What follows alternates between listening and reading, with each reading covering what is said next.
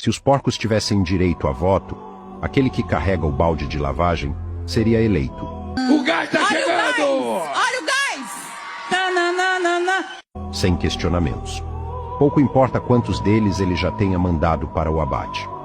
O poder não nasce da justiça, mas da capacidade de alimentar a ilusão de que suas necessidades estão sendo atendidas.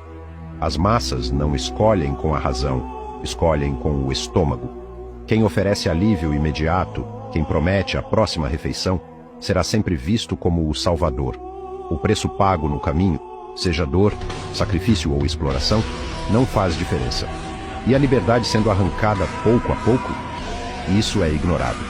Enquanto houver ração, o valor da liberdade se torna irrelevante.